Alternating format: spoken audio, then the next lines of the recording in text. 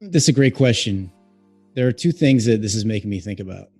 One of them is what Brandon said earlier about boundaries.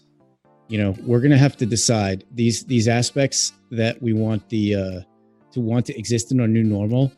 Are we willing to commit to them enough? Are they strong enough for us that we're willing to have sometimes a slightly uncomfortable conversation about resetting a boundary?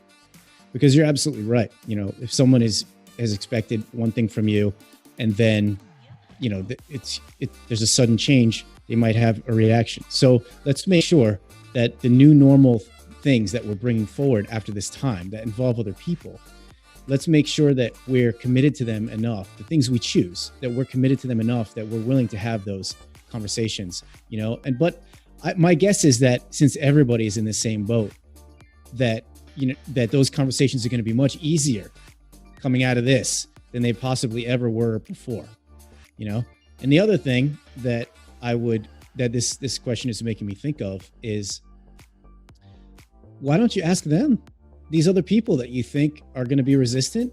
Maybe ask them the question of, hey, have you noticed anything from this time that you're kind of glad you stopped and you don't want to continue? Have you noticed some things that you've tried during this time that you would actually love to make sure continue to be a part of your life? Ask them, because that prompt might, if they haven't thought about it, might get them thinking about it, but then they'll be more receptive theoretically to having that conversation with you about the changes you want to make. So those are the first two things that come to my mind that can maybe help. Yeah, I think that's really, really good. I want to go a little bit into the idea of boundaries. So in the spirit of boundaries, just to be clear, a boundary is not a negotiation. A boundary is a boundary. It's not like, here's my boundary. Now let's negotiate on how you're going to press over that boundary. No, a boundary is a boundary. So in some cases, you might not even need to have the conversation. You say, I'm sorry, I'm unavailable on Thursday. But here's some options for Friday. When we explain why we're unavailable on Thursday, we're inviting a negotiation.